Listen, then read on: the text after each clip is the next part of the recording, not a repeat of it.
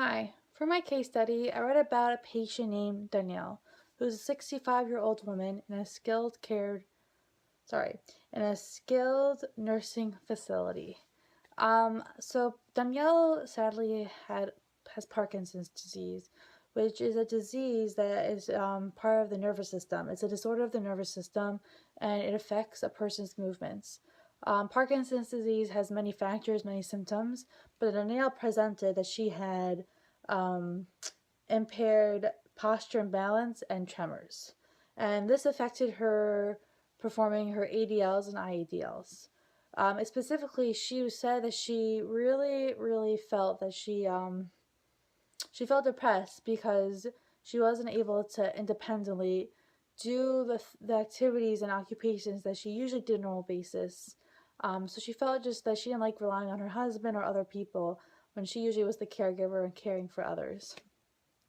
Um, so I decided for her long-term goal, since she specifically expressed that what she really wanted to do was be able to brush her teeth, and she also said to put on makeup, was that her long-term goal, Danielle will demonstrate improved upper extremity strength and balance by being able to brush her teeth for 2 minutes while standing within 4 months.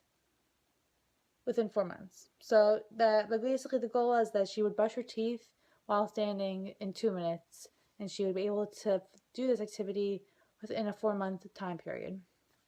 Um, so I picked that because that's what she wanted to do, and I thought that would be great because, you know, it's something that's meaningful to her. She finds it as important, and also this activity will enable her to do other activities. It works on her balance, it works on her upper arm strength, and the occupational therapist said in the notes that she lacks upper.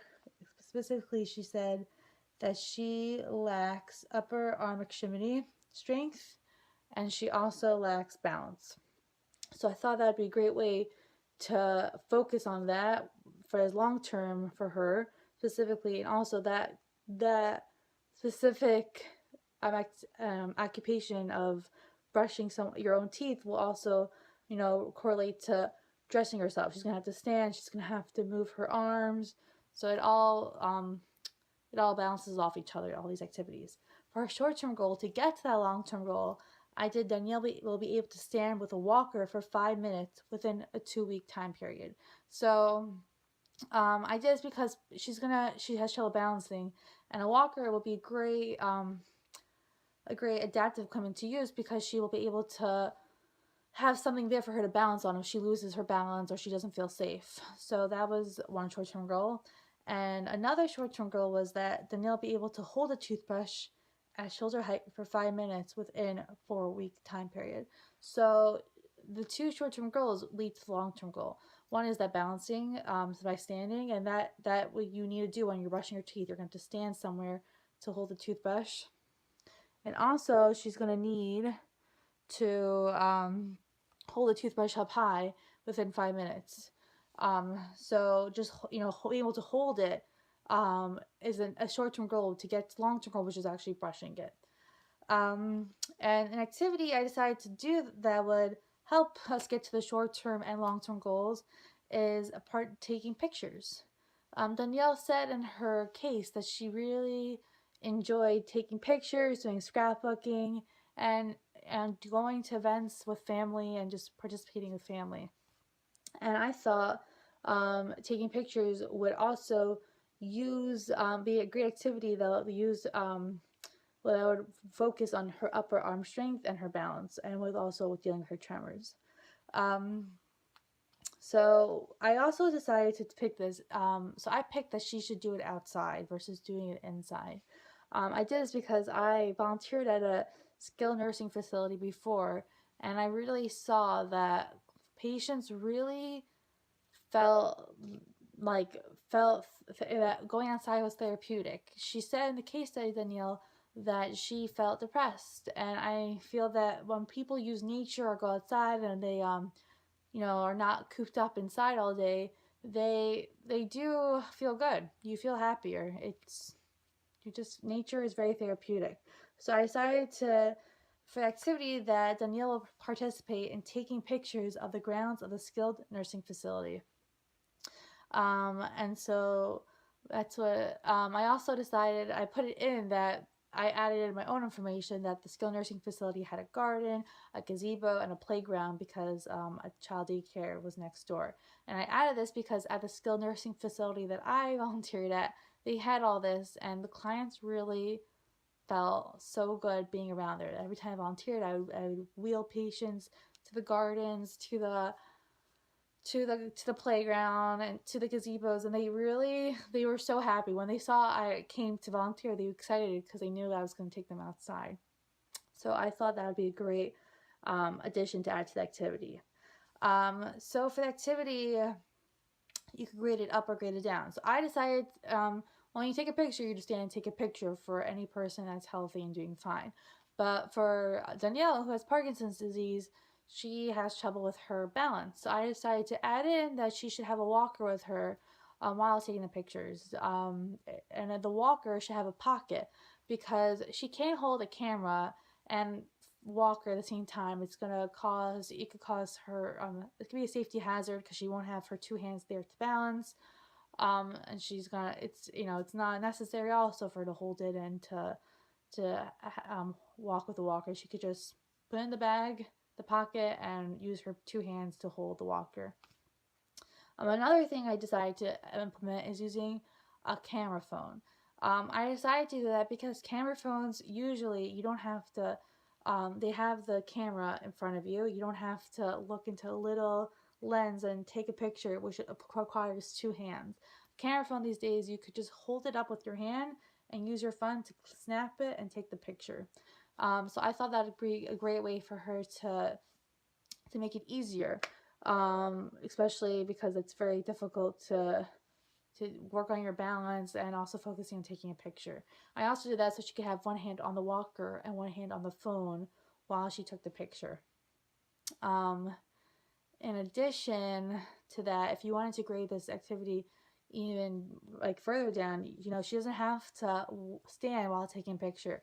She could just sit down and just work on her upper arm strength, or she could stay in her room. She doesn't have to go outside. She could do it where she is. Or she could even find a camera phone that was very light so she wouldn't have to extend so much of her upper arm strength. Or she could use a selfie stick, which you just hold down here and it'll capture the person with the camera. So those are other options to use with her, grading up or grading it down. In addition, culturally, she said that she loves, spending time with her family. And I thought that, taking pictures, if her, husband came to visit, they could do that together. They could take pictures and she could make a scrapbook of her recovery. I thought that'd be very meaningful to her because Danielle, she says she enjoys that. She enjoys taking pictures and making scrapbooks. I thought it'd be great that this could be culturally, she could just, bring her family, integrate that, and bring that in her scrapbook. Anything else? Let's see.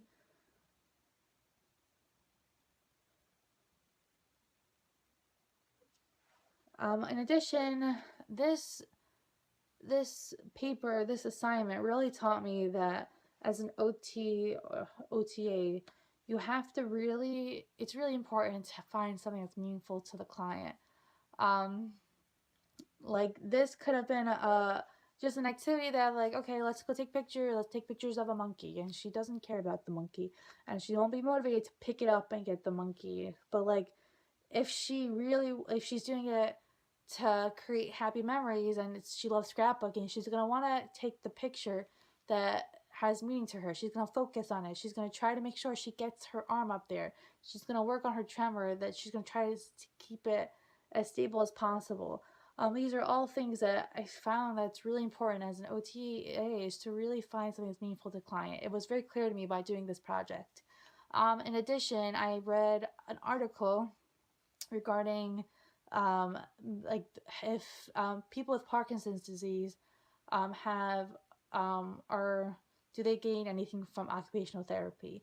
So this article, the person who studied this, they felt that there wasn't any scientific evaluation on Parkinson's disease and occupational therapy, and they decided to take all the journals that they could find on Parkinson's disease and they would put it all together to see statistically, did they find that most people said that occupational therapy helped or didn't help? And it said that 67, I think it was 63% maybe, 63% people found that occupational therapy assistants help them with their everyday life with Parkinson's disease, which made me feel excited because I really believe in occupational therapy helping others, and that this shows specifically, like statistically, like evidence proof that OT really helps people get back to the everyday life, their ADL and IDLs, and that kind of made me excited to,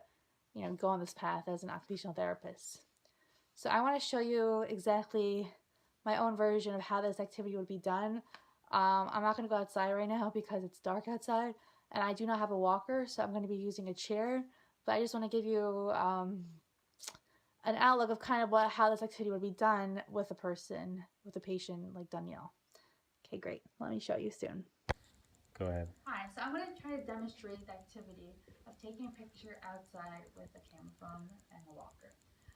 Clearly, I am not outside because it is very dark and it is not safe, and so we're going to do it indoors just to demonstrate. In addition, I do not have a walker, so I'm going to use this office chair to demonstrate kind of what a walker would do in the process of activity, and I have a bag as a pocket of the walker. So for the activity, you're going to need a walker, a pocket with the walker, and a camera phone. So let me show you exactly how the activity will be done. So Danielle has Parkinson's disease, which affects her balance and also her balance, her upper arm strength, and her tremors. So I decided that she's going to need to use a walker to help with her balance when she goes outside. In addition, the walker has a pocket because she needs both hands for safety reasons to hold on to the walker. So right now I'm going to take the camera phone and I'm going to put it into the pocket. Okay, so with two hands, Danielle would walk outside, and if she found a nice spot to take a picture, she would stop, and she would use one hand to stay with the walker to help herself, have enough balance so she won't fall. And then she would take the camera phone out of her pocket to take the picture. Now, we chose a camera phone because it's not, as I said before, it's not as hard to, you only need one hand. You just need to click up your thumb to take the picture. So right now, I'm going to take the picture, the camera phone, great, and I'm going to carefully put it back in the bag, use my hands, position back in place to take the picture. And that's how the activity would be done.